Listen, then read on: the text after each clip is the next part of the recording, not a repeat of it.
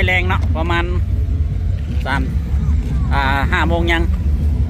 ประมาณ4-5 โมงยังอยู่ที่สถานที่เทศกาลวัฒนธรรมและบุญเนาะเด้ตอนนี้เขาอยู่อันนี้เป็นประเด็นทางที่เข้าเนาะม่วนแค่นี้นะเป็นบังเอิญน้อยนึงเนาะพอได้ตั้งใจมาบันไดก็เลยมาเห็นปี2025เนาะส่งท้ายเทศกาลใหญ่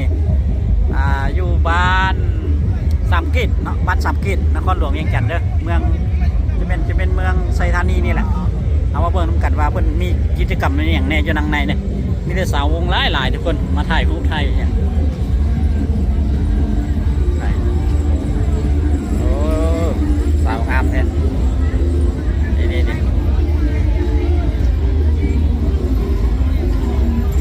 บรรยากาศก็ประมาณนี้เลยเนาะอยู่ตาม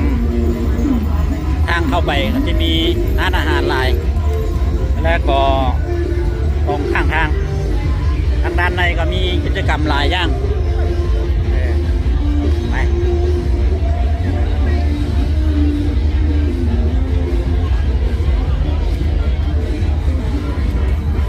หรือว่าอาหารการกินหรือว่า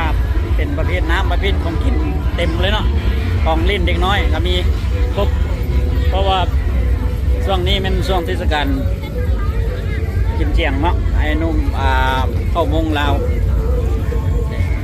มาเบิ่งน้ำกันผู้สาวกับลายแต่งโตเป็นชุดเข้าวงผู้สาวกันกับลายชุดลายหลายอย่างมาเบิ่งรอน้ำกัน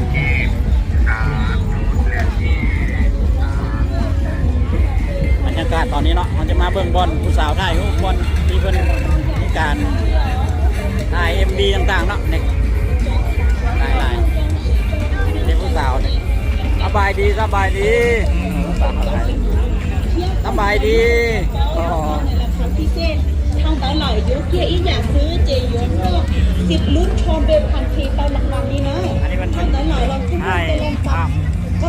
ตัวลีเทียยุจีตูแถมฟรีไปเลยอีกตัวก็กู้เรียยังมุงยังรอเวโอซีเตาเด็กไม่พูดเด็กเกาหลีนอนเลยนะอันนี้คนมีการลองนะลองเที่ยวก็ทำเลยลีเราใช้เชฟผมก็อยากก็เหนียวก็ดาด้าตัวสินค้ามาเตาลุ่มแดงนี่นะเชื้อชิตาลินหลายเราเป๊ะต้องพูดผิดขับป้อนเราเดี๋ยวไปยกมั่วราคาโปรพิเศษยกเกียร์อีอย่าซิเกยกตังชอรุ่นรางวัลคำทีเลยลิอ๋อสดตัวยัวเจ็บปวดเล่นเตาของปีการชอเลยนะเราใช้เชฟก็อยู่เตาได้เจียเราเกียร์งานนี้เขาบอกว่าเพิ่นจัดเมื่อใดเนาะเขาก็เลยมีบังเอิญได้เข้ามาสัมผัสในงานก็หลายก็จะมีเข้ามงสาวมงมาเลาะ被我用被读，用被读的是那样。这么说，他了研究的是的，我没有的是的。那这个啥那给了用得到，别人不管，今天吃我就吃少。